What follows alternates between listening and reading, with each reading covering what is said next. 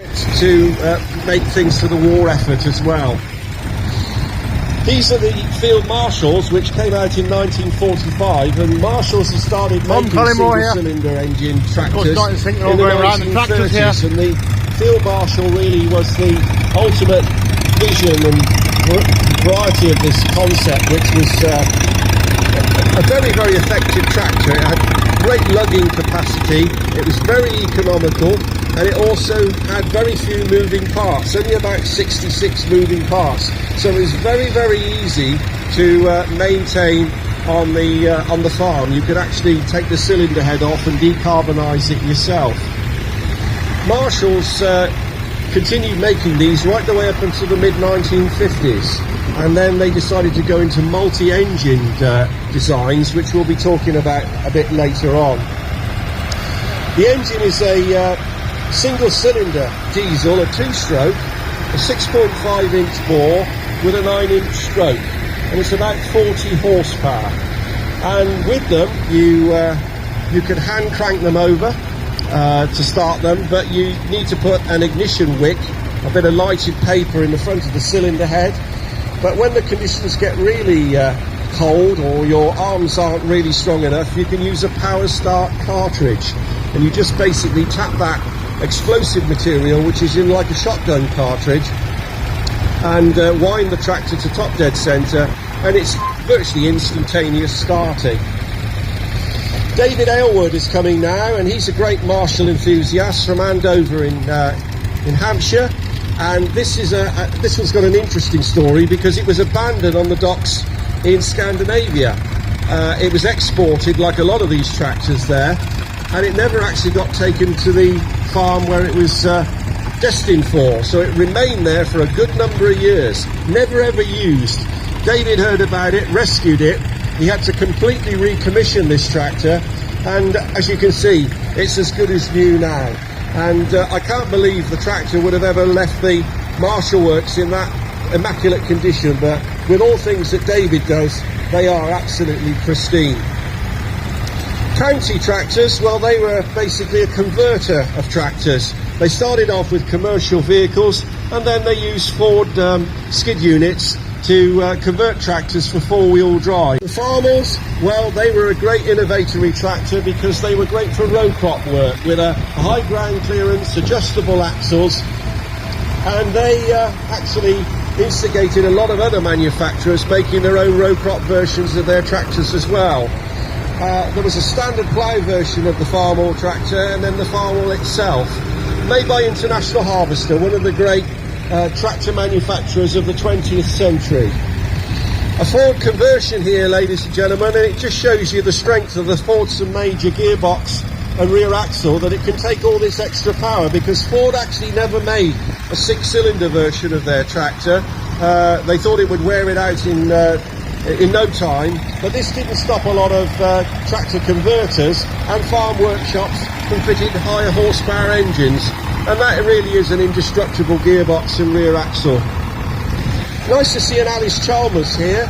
These were an American tractor manufacturer.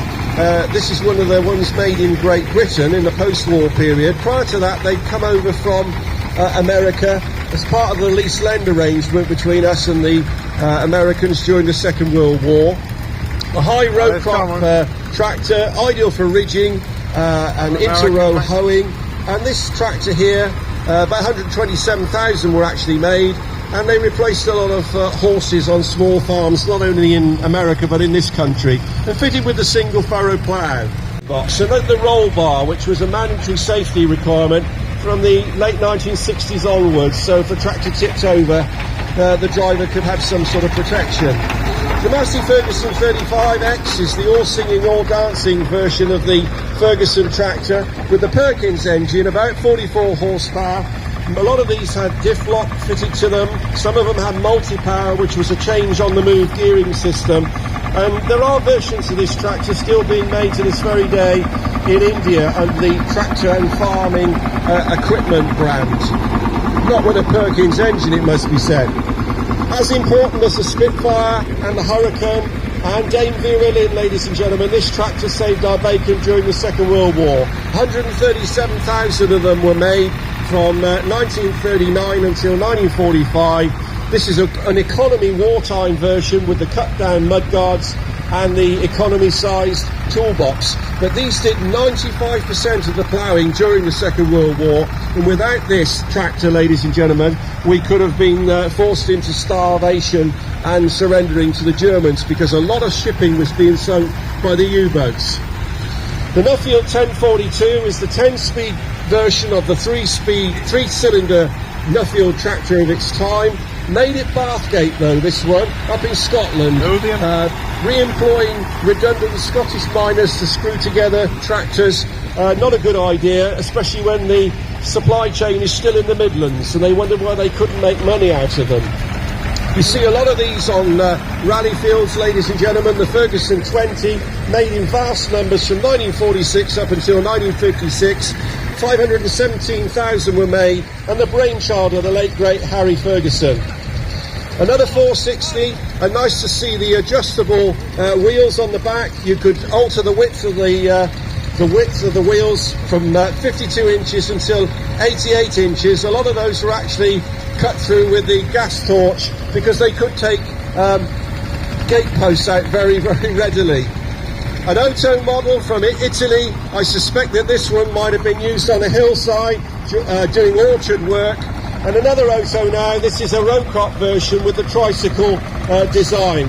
And nice to see some Italian tractors here. And it must be remembered that Italy was a great manufacturer of tractors, not only with these, but of course Ferrari, Lamborghini and Fiat, of course, to name but a few, and Landini. Another Field Marshal now, one of the great sights and sounds of post-war farming. The Field Marshal was launched in 1945 as basically the improved version of the forerunner, the Model M. And production continued right the way up until about 1956, when it was replaced by the MP6, which was a whole different kettle of fish. Nice to see a BMC mini tractor, the brainchild of Harry Ferguson Research. And this one was owned by Clive Osborne, the man who was responsible for the tractor section that we see here at South Cerney today. So we've got an Osborne tractor in the Osborne corner. And if you're looking down Clive, yes, the show is still carrying on, because at Clive's funeral, the end music was Queen's The Show Must Go On. About 15 horsepower, a dieselised version of the A-Series engine, and about 4,000 of those were made, and they were ideal for sports and recreation fields and working in parks and gardens. Nice to see a David Brown Cropmaster, a Gloucestershire tractor supplied new by Listers of Gloucester, owned by Paul Robinson. This one's been on the rally circuit for a good number of years. Nice to see you, Paul. And a diesel version of the Cropmaster was launched in 1949, and David Brown were the first manufacturer to have their own in-house diesel engine. So diesel was the way going forwards. And talking of diesel, this tractor here was the one largely responsible for the diminution of the TBO tractor. The cheapest tractor of its type on the market at the time, the Fordson E1A Major, was made at Dagenham from 1952 until 1964. And originally about 38 horsepower. There were TBO versions, but once people saw the reliability and the reliable starting nature of this tractor, the diesel really took off in the sales. Nice to see a Trantor. This was basically the forerunner of all of our modern high-speed tractors. A concept basically which didn't have the investment that it had, a British company, and the idea was to have a high-speed tractor that was still capable of working in fields with tillage equipment, but it also had the capability, of course, of passenger carrying as well. Air brakes and coil suspension as well were fitted as standard. If this had had the investment, this could have been a world beater, and it paved the way for the JCB Fast Track. Nice to see Andy Freeman here, one of the Gloucestershire or the Tewkesbury tractor mafia who descend upon South Cerney every year. This is the economy version of the David Brown Cropmaster, launched in 1952. About 25,000 of these were made. They had a lot of competition at the time from Fordson and Nuffield, so they had to make economies to the basic specification of the Cropmaster, and the 25 was the result. But it did have the traction control unit on it, which enabled it to work with a lot bigger equipment than the size of the tractor suggests. The 35 was launched in 1956. For the first year it was painted in grey and gold.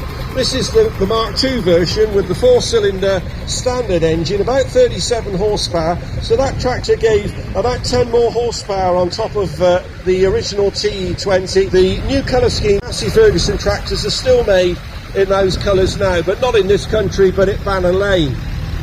The David Brown 880 was made at Meltham Mills near Huddersfield from 1965 onwards, and it was the new range of tractors which David Brown launched alongside the 770 and the 990.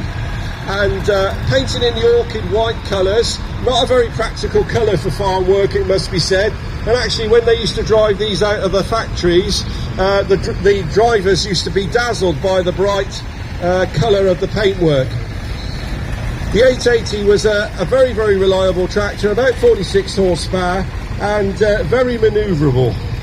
Don't take a chance, sir. Fordson's your answer. The new Super Major is here. Launched in 1961. This really was the Mark IV Fordson Major with a 52 horsepower engine and the revised instrumentation.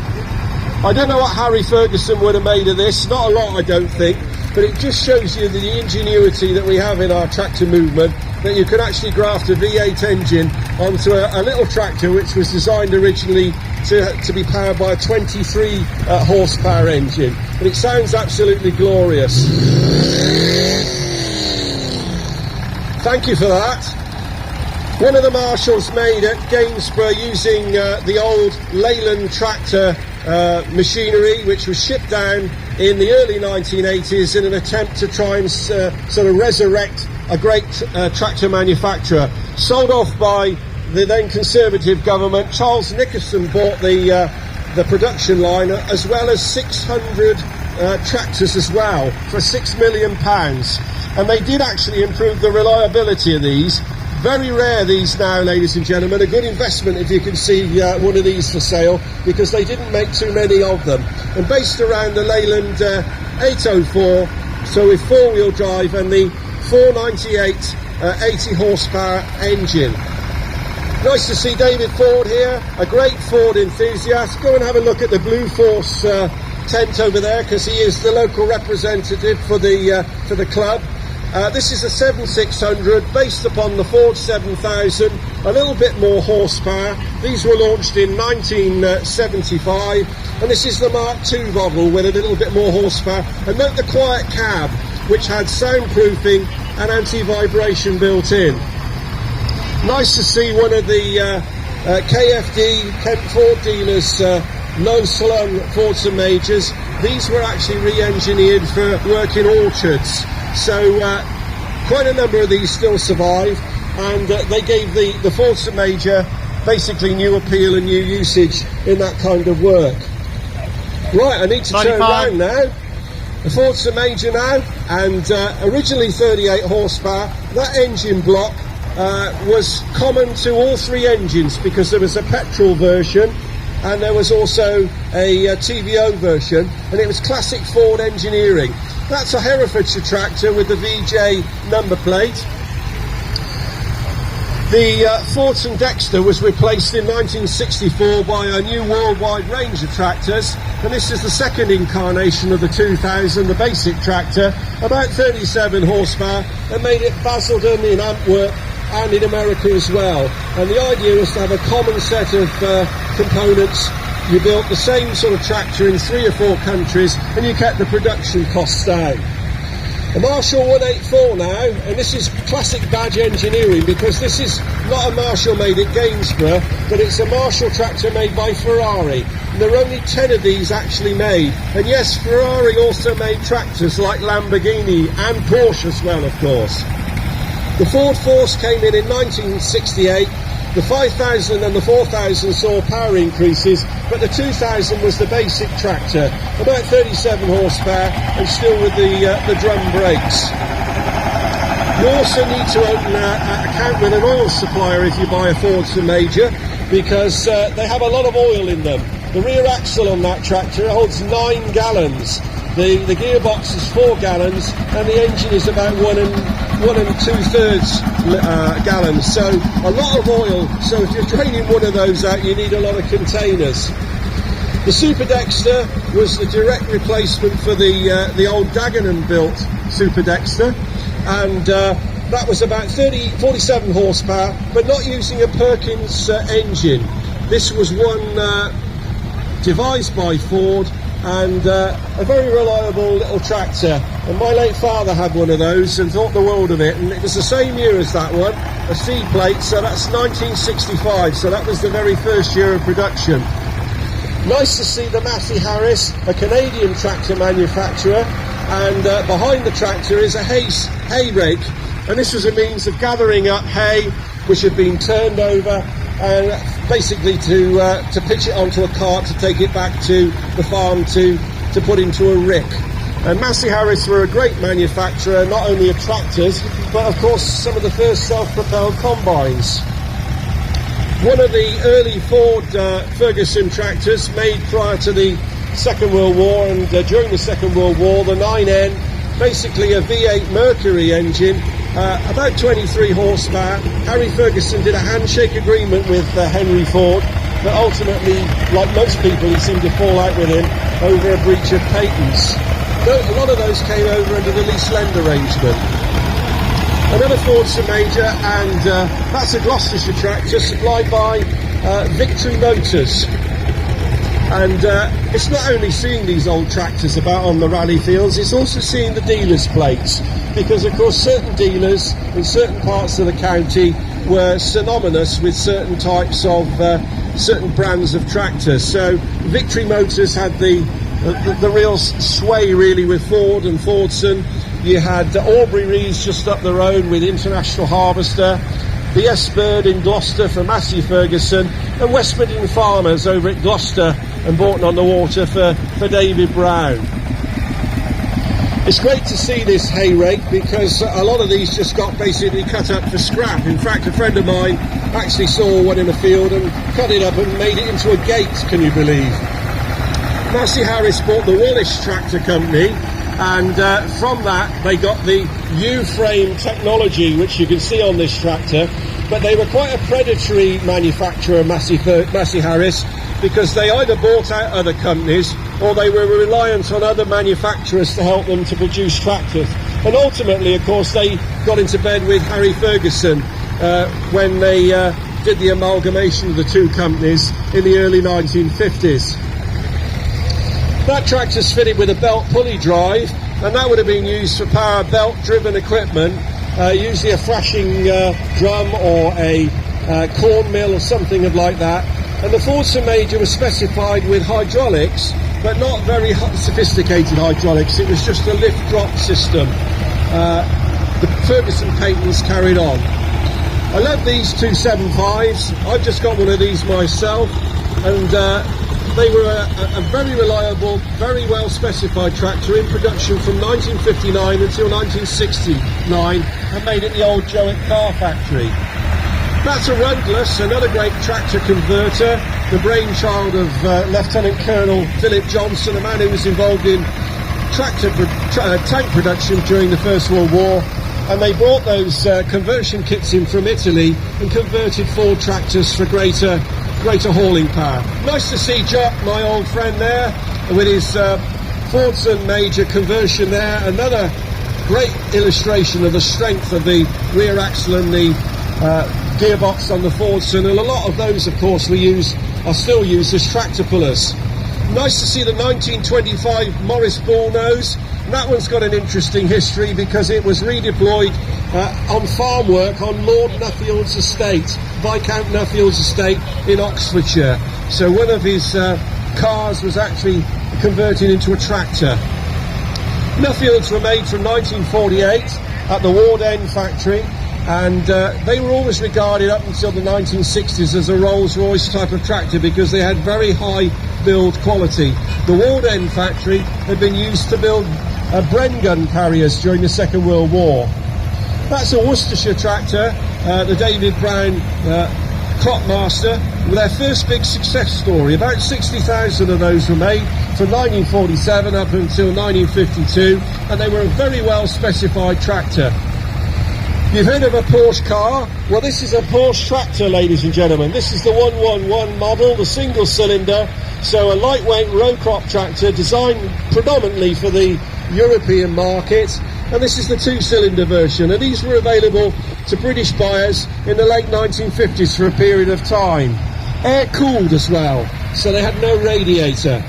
Nice to see my old mate Mr. Ian Rodman from near Gloucester with his Alice Chalmers D270, a reworked version of the Alice B, and you can see it had hydraulics on the back, but nowhere near as sophisticated as a Ferguson design, but it did give the tractor the ability to lift equipment up and down on the back end of the tractor. The Hartel's tractor, which has come all the way from Tewkesbury, and this looks a really modern tractor to me, but can you believe, ladies and gentlemen, this one is 31 years old now, and John Deere are one of the main players still in world tractor manufacturing.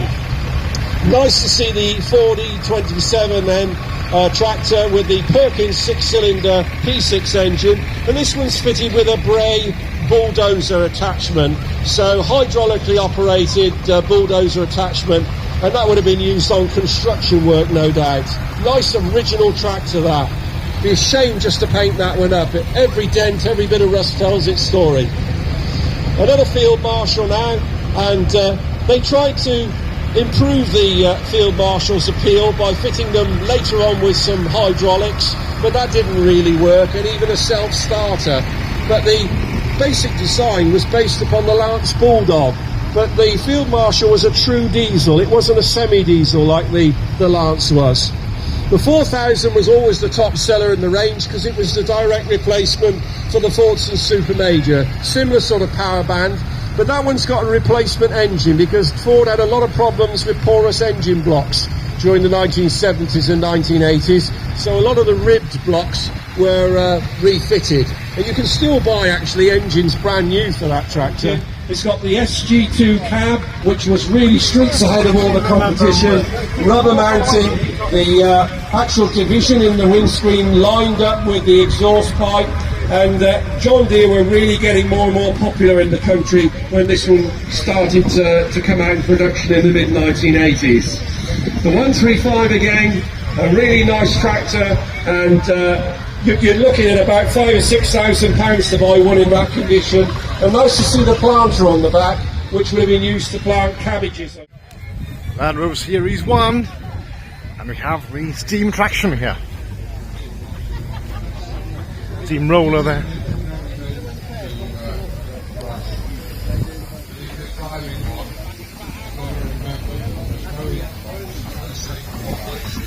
Conductor, there's no brakes on these things. There's a lot of them here today. They got their own rings, but they're quite pleased with things. Lovely day for it. Contrary to the forecast, we're not carrying a bit of more rain. There was rain this morning, I think yesterday, but nothing too much.